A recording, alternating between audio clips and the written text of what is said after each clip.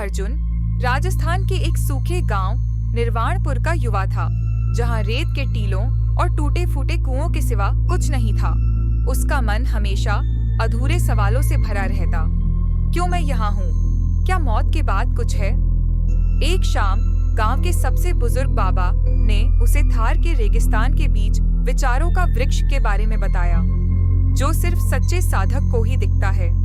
अर्जुन ने ठान लिया, चाहे जो हो, मैं उस वृक्ष को ढूंढ कर रहूंगा।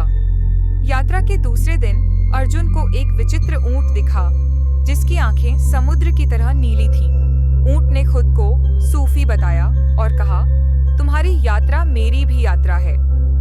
रास्ते में सूफी ने अर्जुन से एक सवाल पूछा, अगर तुम्हें पता चले कि वृक्ष नहीं है, तो क्या तुम लौट जाओगे? अर्जुन चुप रहा, पर सूफी की मुस्कान ने उसे समझा दिया, सफर मंजिल से ज्यादा महत्वपूर्ण है। चौथे दिन आसमान काला हो गया, रेत का भयानक तूफान उठा और अर्जुन ने पहली बार मौत को करीब से देखा। सूफी ने उसे आंखें बंद करने को कहा और गुनगुनाया, डर तो रेत के कण हैं, जो आंखों में चुभते हैं। अगर तूफान को गले लगा लो तो वही तेरा आईना बन जाएगा। तूफान थमा तो दूर एक हरे भरे झील का दृश्य दिखा। अर्जुन दौड़ा, पर झील गायब हो गई। सूफी हंसा, ये मरीचिका नहीं, तेरी अपनी प्यास है। जो दिखता है वही सच नहीं होता। एक टूटे मंदिर के पास अर्जुन को 3 यात्री मिले। मौन साधु, उसने अर्जुन को एक पत्थर दिया और इशारे से कहा, इसे पूरे दिन अपने माथे पर रखो। पत्थर के भार से अर्जुन का सिर दर्द से फटने लगा, पर साधु ने लिखा, जब तक दिमाग में विचारों का बोझ है, शांति कहाँ?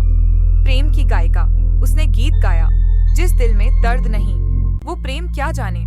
अर्जुन की आंखें नम हो गईं, जैसे उसने पहली बार अपने भीतर का दुख महसूस किया। लौहार, उसने अर्जुन से एक पत्थर तोड़कर उसमें से शिवलिंग निकाला और कहा, हर संघर्ष तुझे अपने असली रूप में ढालता है।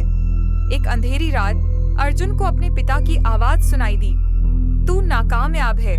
फिर उसकी मृत माँ रोती हुई दिखी, तू मुझे भूल गया। सूफी ने उसे जगाया और कहा, ये भूत तेरे डर हैं, जो तेरे सपनों में घर कर गए हैं। इन्हें स्वीकार कर तो ये तुझे नहीं डराएंगे। अर्जुन ने आंसू बहाते हुए उन आवाजों से कहा, मैं तुम्हें माफ करता हूँ और खुद को भी। 7वें दिन एक विशाल पेड़ सामने आया, जिसकी जड़ें आकाश को छू रही थीं। पेड़ के नीचे बैठते ही अर्जुन के सामने एक दर्पण प्रकट हुआ। उसमें उसे बचपन का वो लड़का दिखा, जो सितारों को छूना चाहता था।